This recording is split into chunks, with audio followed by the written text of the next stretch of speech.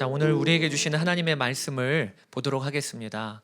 하나님 우리에게 허락하신 첫 번째 말씀은 사도행전 1장 1절에서 11절 말씀입니다. 세번역 성경인데요. 저와 여러분이 교독하며 그리고 마지막 절은 합독하도록 하겠습니다. 데오빌로님, 나는 첫 번째 책에서 예수께서 행하시고 가르치신 모든 일을 다루었습니다.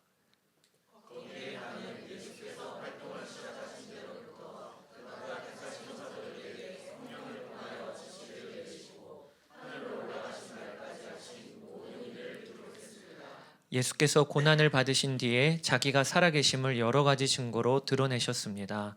그는 40일 동안 그들에게 여러 차례 나타나시고 하나님 나라에 관한 일들을 말씀하셨습니다. 예수께서 사도들과 함께 잡수실 때에 그들에게 이렇게 분부하셨습니다. 너희는 예루살렘을 떠나지 말고 내게서 들은 아버지의 약속을 기다려라. 요한은 물로 세례를 주었으나 너희는 여러 날이 되지 않아서 성령으로 세례를 받을 것이다. 사도들이 한 자리에 모였을 때에 예수께서 주셨다. 주님께서 이스라엘에게 나라를 되찾아 주실 때가 바로 지금입니까? 예수께서 그들에게 말씀하셨다. 때나 시기는 아버지께서 아버지의 권한으로 정하신 것이니 너희가 알 바가 아니다. 그러나 성령이 너희에게 내리시면 너희는 능력을 받고 예루살렘과 온 유대와 사마리아에서 그리고 마침내 땅끝까지 이르러 내 증인이 될 것이다. 이 말씀을 하신 다음에 그가 그들이 보는 앞에서 들려 올라가시니 구름이 쌓여서 보이지 않게 되었다. 예수께서 떠나가실 때에 그들이 하늘을 쳐다보고 있는데 갑자기 흰 옷을 입은 두 사람이 그들 곁에 서서 갈릴리 사람들아, 어찌하여 하늘을 쳐다보면서 서 있느냐? 너희를 떠나서 하늘로 올라가신 이 예수는 하늘로 올라가시는 것을 너희가 본 그대로 오실 것이다 하고 말하였다. 아멘. 금년 9월에 인천 송도에서 4차 국제 로잔 대회가 열리게 됩니다. 이 대회는 전 세계 교회 지도자들이 모여서 함께 예배하고 기도하고 그리고 선교 전략을 의논하는 대회입니다. 이 로잔 대회를 준비하면서 한국 교회가 참 특별한 일을 하나 하는데 그것이 하나님 나라의 부흥을 꿈꾸고 특별히 강단의 말씀의 부흥을 꿈꾸며 공동 설교를 함께 하기로 한 것입니다. 그리고 그 공동 설교의 본문은 사도행전입니다. 본문은 같고 말씀은 다 달라요. 이 일에 많은 교회가 동참을 하고 저희 비올드 교회도 함께 하기로 했습니다. 그래서 이번 로잔 대회 주제가요. 교회여 함께 그리스도를 선포하고 세상에 나타내자라는 주제거든요. 그래서 금년 한 해 사도행전이 나눠질 때 우리 비올드 교회가 왕이신 예수 그리스도를 세상에 나타내고 선포하는 역사가 있게 되기를 축복합니다. 제가 오늘부터 이제 사도행전 강해 설교가 시작이 되는데요. 강해 설교를 준비하면서 제 마음에 참 설레었던 것이 이 사도행전은요, 살아 역사하는 성경이에요. 이 사도행전의 시점은 과거형이 아니고 현재 진행형입니다.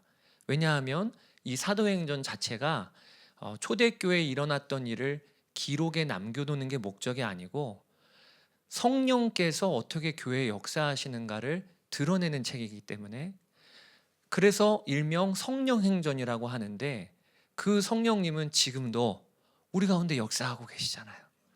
그렇기 때문에 이 사도행전에 담겨있는 성령님의 역사는 그대로 금년에 비올드 교회에 일어날 역사라고 믿어지는 거예요. 그래서 여러분들께 다음 주 본문을 미리 드릴 겁니다. 그러면 꼭 하셔야 될 일이 있어요. 예습해 오세요. 미리 말씀을 읽고 그리고 이 말씀의 역사가 이번 한 주간 동안 비올드 교회에 일어날 성령의 일하심이겠구나. 그런 기대를 가지고 기도해 주셔야 돼요. 저희가 사도행전 말씀을 붙들게 하신 이유는 이 역사를 우리 가운데 이루시려고 하심이잖아요, 주님. 이 일을 행하세요. 그렇게 여러분들이 기도하면서 매주 말씀을 여러분들도 준비해 주셨으면 좋겠어요. 오늘은 사도행전의 시작인데 사도행전의 시작에 저자와 그리고 이 편지를 읽는 독자가 밝혀집니다. 그게 1절, 2절입니다. 데오빌로님, 나는 첫 번째 책에서 예수께서 행하시고 가르치신 모든 일을 다루었습니다. 거기에 나는 예수께서 하신 모든 일을 기록했습니다. 여기 나라고 밝힌 이 사도행전 저자는 의사이자 또 사도 바울의 선교팀 동료였던 누가입니다. 누가. 그 누가가 데오빌로라고 하는 로마의 고위 관리에게 예수 그리스도를 전하기 위하여 2권의 책을 기록을 하는데 그 첫 번째 책이 누가복음이고 두 번째 책이 사도행전입니다. 그래서 오늘 1절, 2절에 내가 먼저 쓴 글, 내가 먼저 보낸 책, 이건 뭘 의미하는 거죠? 누가복음을 의미하는 거예요. 그리고 사도행전은 두 번째 책이기 때문에 사도행전의 별명 중에 하나가 누가행전이라고도 합니다. 이렇게 사도행전은 저자와 독자를 밝히고 그리고 이어지는 말씀에 예수님께서 부활하신 후에 승천하시기 전까지 이 땅에 계실 때 무슨 일을 하셨는지를 기록하고 있어요. 그게 3절입니다. 3절 말씀 같이 한번 읽어보실게요. 예수께서 고난을 받으신 뒤에 자기가 살아계심을 여러 가지 증거로 드러내셨습니다. 그는 40일 동안 그들에게 여러 차례 나타나시고 하나님 나라에 관한 일들을 말씀하셨습니다. 아멘. 예수님이 부활하신 후에 40일을 함께 계셨어요. 승천하시기 전까지 제자들과 40일을 함께 하셨는데 그 기간 동안에 무슨 일을 하셨는지를 오늘 3절 말씀에 기록을 하고 있는 것입니다. 여러분, 누군가 사랑하는 사람과 마지막 시간을 보내야 된다, 이제 곧 헤어진다 하면 그 마지막 시간이 가장 필요한 것, 가장 소중한 일을 하지 않겠어요? 또 그 사람에게 가장 하고 싶은 말 건네지 않겠어요? 마찬가지예요. 예수님도 이제 육신으로는 더 이상 제자들과 함께 하지 않으세요. 승천하시면 예수님은 이제 성령님을 보내주실 거예요. 그러니까 이 40일 기간 동안에 예수님이 제자들에게 가장 소중한 것을 말씀하시고 가르치시지 않았을까요? 그게 오늘 담겨 있는 거예요. 두 가지인데요. 하나는 부활의 주님께서 자신을 드러내시는 겁니다. 그러니까 제자들 입장에서는 주님은 살아계시고 우리와 함께하고 계시다는 것을 제자들이 경험하게 하시는 거예요. 이게 주님이 하신 첫 번째 일이고요. 두 번째 일은요, 하나님 나라에 관한 일을 말씀하시는 것입니다. 이게 주님께서 제자들과 육신으로는 마지막 계실 때 하셨던 일이에요. 저는 이 3절 말씀이 제 기도 제목이 되었어요. 어떤 기도 제목이냐? 주님, 우리 비올드 교회 성도들 한 사람 한 사람에게 이 일을 행하시려고 하시는 거군요. 주님께서 지금도 살아계셔서 주님을 나타내 보이시기를 원하시고, 그리고 또 두 번째는 이 땅이 전부가 아니고 눈에 보이는 게 전부가 아니고 영원한 하나님의 나라가 있고 지금도 하나님의 나라는 지금 전진하고 있고 세워지고 있고 확장되고 있다는 것을 우리로 하여금 믿게 하시는 일이 사도행전 나누면서 우리에게 이루어질 일입니다. 그런 믿음으로 오늘도 말씀을 들어보세요. 여러분, 금년 안에 소망이 있으시죠? 기도 제목이 있으시죠? 그리고 금년에 이거는 꼭 이루어졌으면 좋겠다, 가정별로 그런 간절한 제목들이 있으실 거예요. 그런데 주님은 여러분들을 보실 때 뭐가 가장 필요하다고 그렇게 보실까요? 우리 가정에 무슨 일이 가장 필요하다고 주님은 보실까요? 오늘 말씀을 통해 제가 여러분께 담대하게 드릴 수 있는 거예요. 우리에게 진짜 필요한 것은요, 부활의 주님이 나와 함께 계시다고 하는 눈이 열리는 겁니다. 그리고 하나님의 나라에 대하여 눈이 열리는 것입니다. 그러면요, 우리의 어떤 상황이든 거기에 다 답이 들어가 있어요. 17세기 스코틀랜드의 신학자인 사무엘 러더포드라고 하는 목사님이 계십니다. 근데 이분은 신앙 문제로 그 카톨릭으로 인하여 그 감옥에 들어가게 됐어요. 그리고 감옥에서 억울한 옥살이를 하게 됩니다. 근데 17세기에 감옥이라고 하는 게 얼마나 열악하겠어요. 그러니까 감옥 생활이 힘들어요. 추위를 그대로 몸으로 견뎌야 되고요. 그리고 먹을 것이 변변치가 않고요. 그리고 쥐와 벌레와 함께 사는 감옥 생활입니다. 괴로웠어요. 그런데 이 사뮤엘 러더포드 목사님이 어느 한날은 괴로운 마음에 잠자리에 들기 전에 그냥 마음에 주님 이렇게 부른 거예요. 근데 그날 저녁에 주님의 임재가 강하게 느껴졌어요. 그리고 그가 옥중서신을 기록을 했는데 편지라고 하는 옥중서신에 그날 저녁을 이렇게 기록해 남겼습니다. 어젯밤 예수 그리스도께서 내 감방에 들어오셨다. 그러자 모든 돌들이 루비처럼 빛났다. 그러니까 똑같은 감옥이에요. 괴로운 감옥이에요. 그런데 예수님의 임재를 그가 경험하고 그리고 주님이 함께 계신 것에 대하여 눈이 열리니까 감옥이 바뀌기를 어둡고 습한 그 돌들이 반짝반짝 빛나는 루비와 같았다고 하는 게 그 고백이거든요. 이 일은요 우리에게 그대로 일어나는 일이에요. 상황이 바뀌는 걸 여러분 기대하지 마시고 주님이 나와 함께 계시는 것에 대한 보는 눈이 열리기를 여러분 기대하세요. 그러면 상황은 다 달라 보입니다. 예를 들어 우리가 어렸을 때 부모님 손 잡고 다니다 길거리 가다 보면 동네에 힘쓰는 어떤 친구 봐도 담대하잖아요. 또 내가 무서워하는 강아지가 막 저 앞에 달려오더라도 부모님 함께 있으면 전혀 두려울 일이 없잖아요. 마찬가지예요. 주님이 나와 함께 계신다는 것이 답이에요. 이제 제자들에게는 말할 수 없는 핍박과 환난이 닥칠 거예요. 우리가 역사를 통해 알지만 로마로부터 초대교회 성도들은 정말 목숨을 걸고 신앙생활을 해야 했습니다. 주님은 이 사도행전이 시작이 될 때 그 상황을 알고 계셨어요. 그래서 주님은 제자들을 준비시키고 싶으신 거예요. 그 준비가 뭐냐? 환난이 오고 무서운 핍박이 닥칠 때 믿음이 필요한 거예요. 믿음. 어떤 믿음이지요? 주님 함께 계신 것과 하나님의 나라가 있다는 것입니다. 이것은 이 시대를 사는 우리도 마찬가지예요. 주님은 사도행전을 통하여 준비시켜주고 싶으셔요. 그게 무엇이냐? 왜 신앙생활하며 흔들리고 낙심이 되고 방황을 할까? 영적으로 어둡고 그리고 또 죄가 관영한 시대를 살고 있기 때문에 그런가? 아니라는 거예요. 또 훈련을 덜 받아서 그런가? 어떤 믿음의 훈련이 더 필요한 것인가? 아니라는 거예요. 아직 우리에게 믿음이 분명치가 않아서 그런 거예요. 살아계신 주님, 부활의 주님, 왕이신 주님이 나와 함께 계시다. 그리고 보이는 세상이 전부가 아니고 하나님의 나라가 있다. 이 일이 분명하면 감당이 되어진다는 거예요. 제가 여러분께 질문을 드리고 싶습니다. 오늘 예배드리러 오셨는데 지금 주님이 나와 함께 계시다는 게 여러분 믿음의 결론이십니까? 그런 믿음으로 사세요? 저희는 이 믿음의 중요함 다 압니다.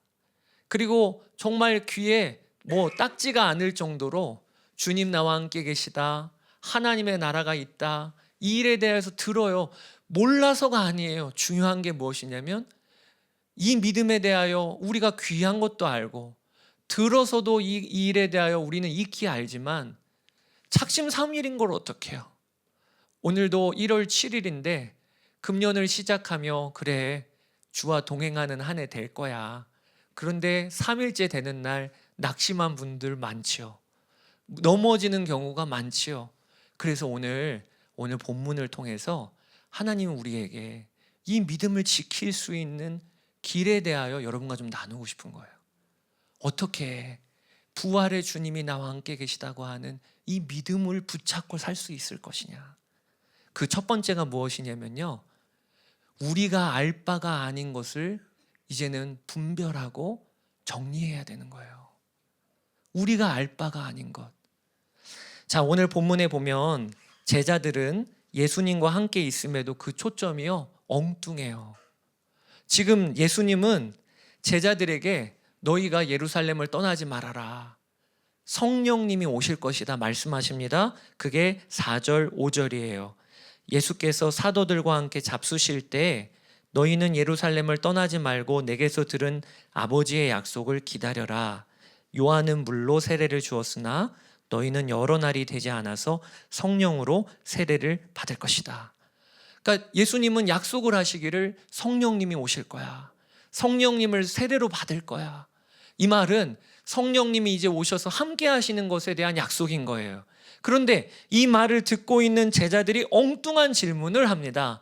그게 무슨 질문이냐면 이스라엘 언제 회복시켜 주실 겁니까? 이렇게 얘기하고 있어요. 그게 6절이에요. 사도들이 한자리에 모였을 때 예수께 여쭈었다. 주님께서 이스라엘에게 나라를 되찾아 주실 때가 바로 지금입니까? 그러니까 여러분, 제자들은요 지금 엉뚱한 질문을 하고 있는 거예요. 예수님은 성령님을 부어주실 거라고 약속을 하고 있는데 그들의 초점은 뭐냐면 언제 이스라엘이 로마로부터 독립할까?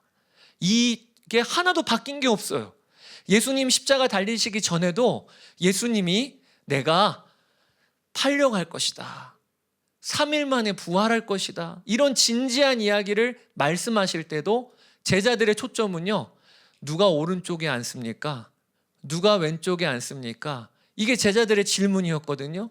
예수님이 왕으로 등극하실 때 누가 거기에 앉을 거예요? 이게 제자들의 그 수준이었어요. 그런데 오늘도 주님께서 성령 세례를 받을 것이다, 이런 말씀을 하시는데 여전히 그들의 초점은 엉뚱한 데 가 있어요. 이제 예수님 부활하셨으니 이제 진짜 왕으로 즉위하실 거야.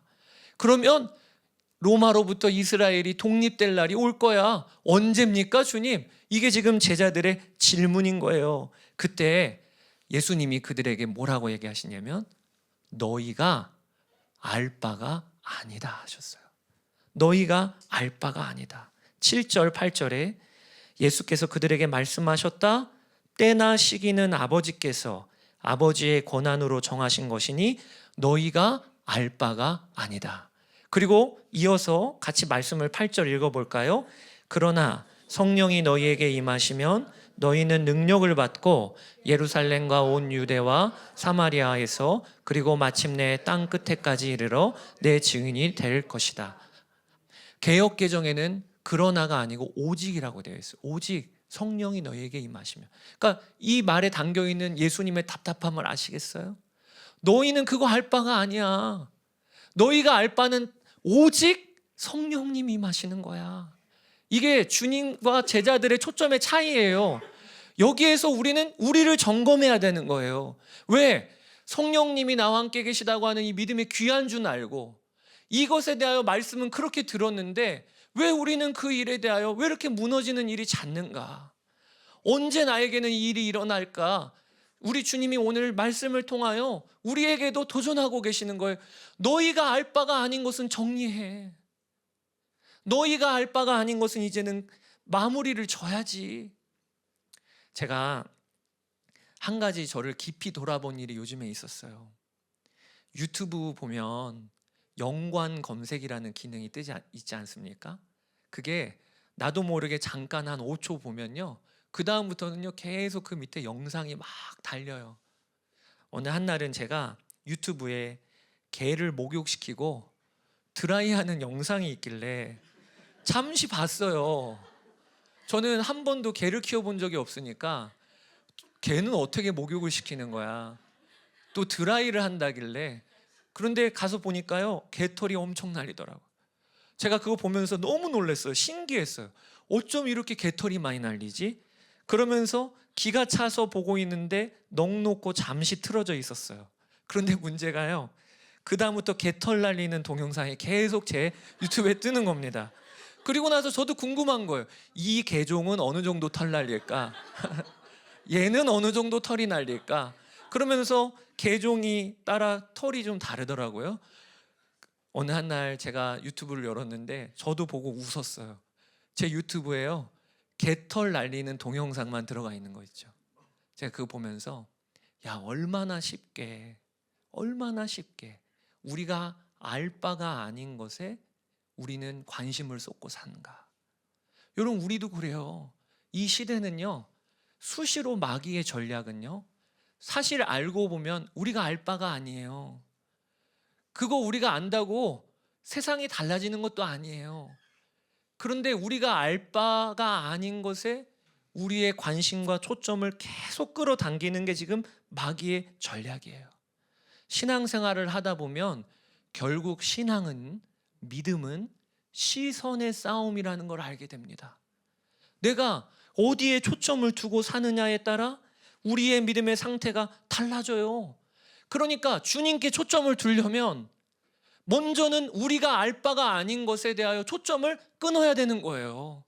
이 결단이 없으면, 그리고 이 싸움이 없으면 주님께 초점을 두기가 어렵습니다. 요한복음 21장에 보면 베드로가 예수님을 3번 부인한 다음에 예수님을 다시 만나요. 그리고 예수님께서 베드로야, 내가 나를 사랑하느냐? 3번을 물어보셔요. 얼마나 베드로에게는 이 자리가 복된 자리입니까? 나는 예수님 부인하고 떠났던 도망자였는데 그런 나를 주님이 찾아오셔서 다시 일어날 기회를 주신 자리가 요한복음 21장이에요. 그러면서 예수님이 베드로에게 베드로야, 젊어서는 내가 스스로 다녔거니와 이제 늙어서는 내 2팔을 벌리리니 남이 내게 띠를 띄우고 내가 원하지 않은 곳으로 데리고 다니리라. 이렇게 베드로를 향하여 사명을 주셨어요. 근데 여러분, 그 다음에 이어지는 내용이 뭔지 아십니까? 베드로가요, 옆에를 딱 보더니 주님, 요한은요? 주님, 쟤는요?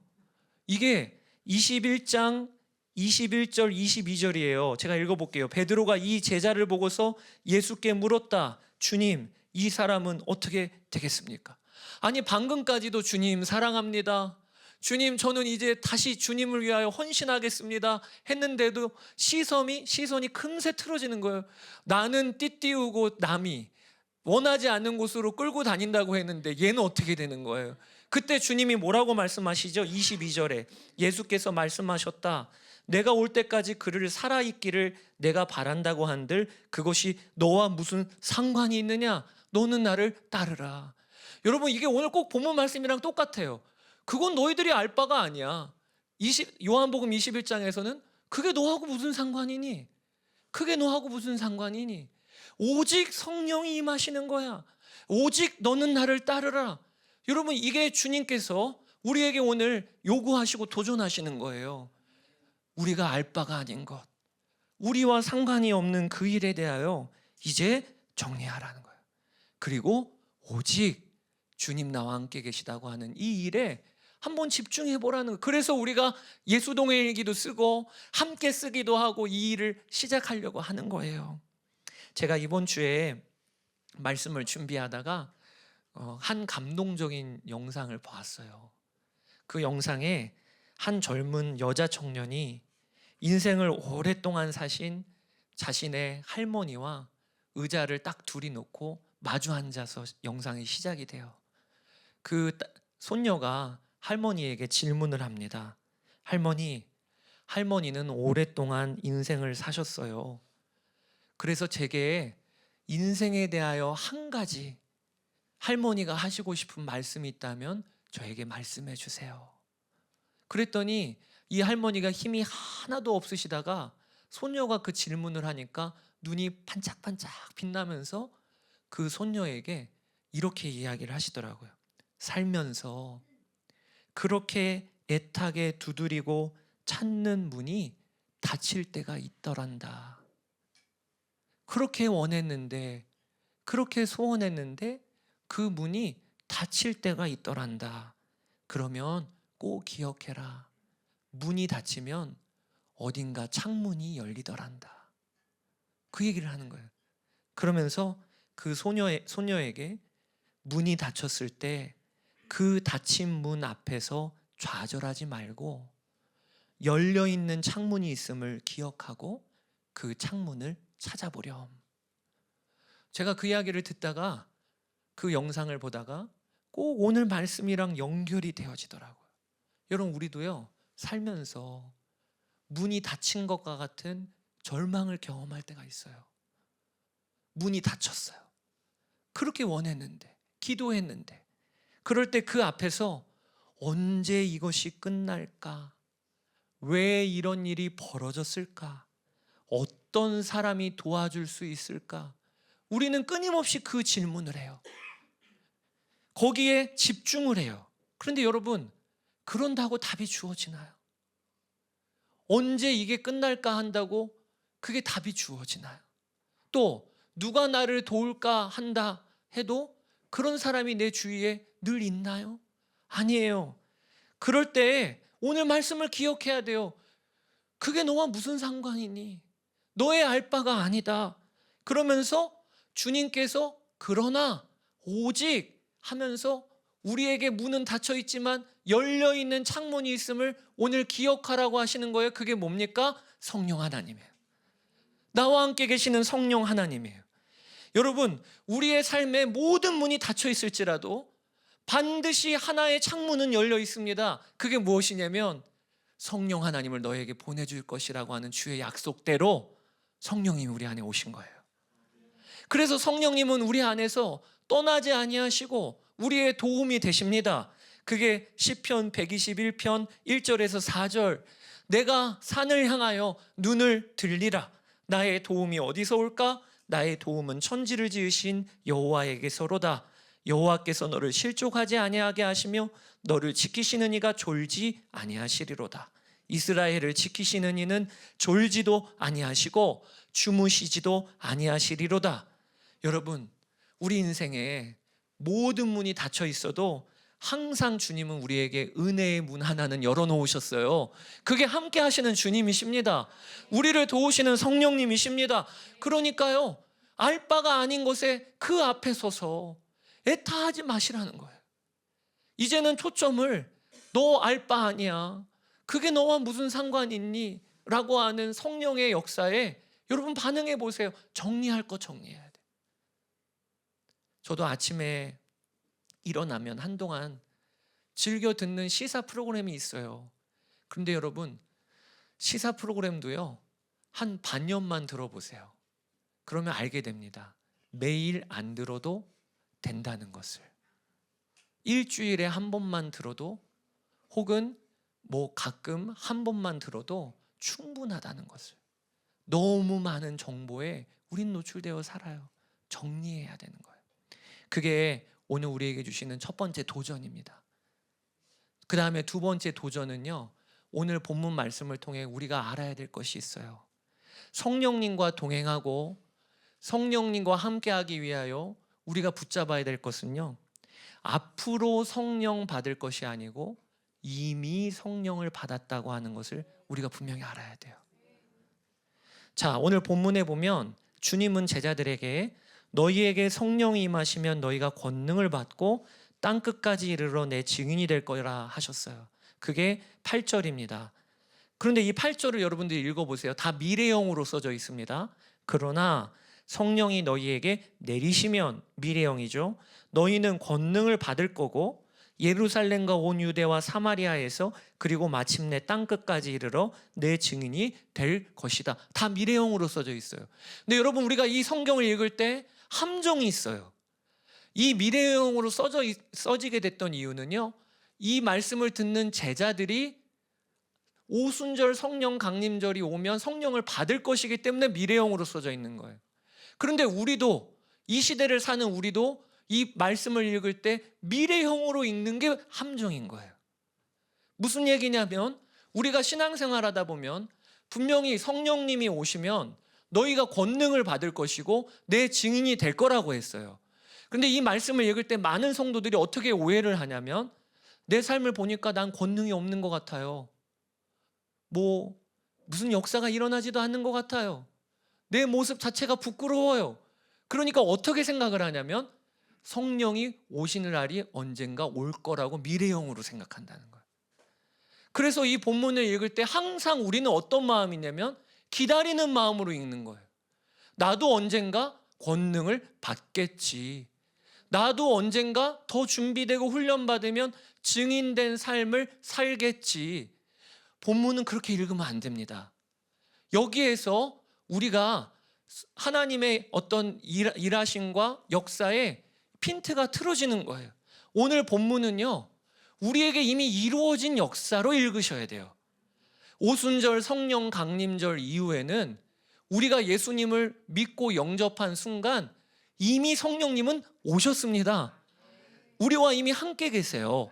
오늘 이 예배 때도 우리를 이 자리에 부르신 분이 누구십니까? 우리 안에 계신 성령님이세요. 그래서 우리가 이 본문을 읽을 때 이렇게 읽어야 맞습니다. 성령님이 내 안에 계시면 나는 이미 권능 받은 자예요. 나는 이미 예수 그리스도의 증인입니다. 이게 우리의 본문을 읽을 때 시점이 돼야 되는 거예요. 여기에 집중해야 되는 거예요. 앞으로 받을 성령님이 아니고 이미 받은 성령님이시다. 제가 처음에 목사 안수를 받고 교회에서 부목사로 있을 때 금요 성령 집회 안수 순번이 들어갔어요. 근데 제가 전날 밤에 잠을 못 자겠는 거예요. 왜냐하면 안수라고 하는 것도 처음 해보죠. 그리고 그 당시에 선한목자교회 금요 성령 집회는요, 이 성령의 임재 가운데 막 쓰러지는 역사가 막 일어났어요. 그러니까 부목사님들이 손을 얹으면 막 픽픽 쓰러지는 거예요. 그래서 막 들어가서 성령의 임재 가운데 기도하고 이런 일들이 벌어지는데 저는 갓 안수 받았잖아요. 그리고 저는 예행 연습도 한 적이 없었어요. 그런데 그 다음날 안수 순번에 들어가니까 얼마나 잠이 안 오고, 난 아직 권능이 없는데, 나는 아직 준비가 안 됐는데, 계속 그 생각이 드는 거 있죠. 오늘 다 실력이 드러나는 거 아니야? 내 앞에서는 아무도 안 넘어지면 어떡하지? 막 이런 마음이 드는 거 있죠. 그런데 그때 주님께서 너 참 어리석다. 이미 성령님이 내 안에 계시잖아. 그리고 성령님이 권능이셔. 여러분, 권능은요, 앞으로 받을 게 아니고요, 우리 안에 계신 주 예수님 그분이 권능이십니다. 그래서 너 참 어리석다. 성령님이 안에 계시면 충분한 거야. 그래서 제가 안수하는 첫날, 주님 제 안에 계시죠. 저는 이거 하나 믿고 제가 일하는 게 아니고 주님이 손 얹어 주세요. 그리고 그렇게 안수 사역을 감당했던 경험이 있어요. 여러분, 우리가 신앙생활을 하다 보면 기다려야 될 게 있고 순종해야 될 게 있습니다. 근데 우리는 이것을 자주 혼돈해요. 지금 순종해야 될 걸 기다려요. 그리고 또 기다려야 될 게 있는데 그걸 조급해해요. 우리가 기도를 하고 나면 기다려야 합니다. 또 주님의 오심도 기다려야 합니다. 복음을 전하면 열매 맺을 때까지 기다려야 합니다. 그런데 기다릴 일이 아니고 순종해야 될 일이 있어요. 그게 무엇이냐면 사랑하고 용서하고 권능을 베풀고 복음을 전하고, 이거는 기다릴 일이 아니고 순종해야 될 일인 거예요. 오늘 말씀을 통하여 여러분들이 그것을 잘 구분해야 돼요. 성령님은 내 안에 이미 오셨으니 나는 권능 받았어. 그래서 병자가 있으면 그에게 손 얹고 기도해 주세요. 우리 가족 중에 안 믿는 자가 있다면 시험 보러 갈 때 내가 너를 위해 기도해도 될까? 왜? 나는 권능 받은 자이니까. 어떤 권능이죠? 권능이신 성령님이 내 안에 계시니까 기도해 주는 거예요. 그러면 하나님께서 알게 하십니다. 내가 권능 있는 자이구나. 순종하면 알게 돼요. 영국 성공회의 주교였던 윌리엄 템플이 이런 글을 썼습니다. 내게 햄릿이나 리어왕 같은 희곡을 주고 그런 희곡을 쓰라고 말하는 것은 아무런 소용이 없는 일이다. 셰익스피어는 할 수 있지만 나는 할 수 없다. 또 내게 예수님의 삶과 같은 삶을 보여주고 그렇게 살라고 하는 것은 아무런 소용이 없는 일이다. 예수님은 그렇게 살 수 있으셨지만 나는 그럴 수 없다. 이게 우리 심정이죠. 그런데 그 다음에 이어지는 글을 여러분 들어보세요. 셰익스피어의 재능이 그러나 내 속에 들어온다면 나도 그처럼 희곡을 쓸 수 있다. 또 예수님의 영이 내 속에 들어온다면 나도 그분처럼 살 수 있다. 하나님의 뜻은 우리가 그리스도처럼 되는 것이며 하나님의 방법은 우리를 성령으로 충만하게 하시는 것이다. 여러분, 오늘 여러분들이 분명히 아셔야 돼요. 성령님 이미 내 안에 오셨어요. 그래서 주님처럼 어떻게 살아가 아니고요, 주님처럼 나는 살게 이미 되었습니다. 그게 우리에게 일어난 일임을 정말 믿으셔야 돼요. 이거를 계속 앞으로 미래로 미루니까 지금까지 신앙생활하면서 성령님과 동행하는 한 걸음을 못 떼고 있는 거예요. 언젠가 나에게 그럴 일이 있겠지, 언젠가 나에게 권능이 오겠지. 아니에요. 이미 내 안에 성령님이 오셨으면 나는 그분처럼 살 수 있는 거예요. 여러분, 우리가 초점을 바꿔야 합니다. 여기 내가 성령 받을 사람이 아니고 이미 성령 받은 사람이다. 그래서 오늘도 예배 중에 주님 만나주세요가 아닙니다. 어떻게 해야 되냐? 내 안에 계신 주님을 찬양합니다. 이게 우리의 초점의 변화여야 해요. 내 안에 계신 주님을 찬양합니다. 또 주님 내게 능력 주실 것을 믿습니다 아니고 이미 능력 주신 건 믿고 순종하는 거예요. 주님 제가 용서하겠습니다, 사랑하겠습니다. 그러면 내 안에 이미 능력이 있음을 알게 되는 거예요. 오늘 그 결단을 여러분 하시게 되기를 축복합니다.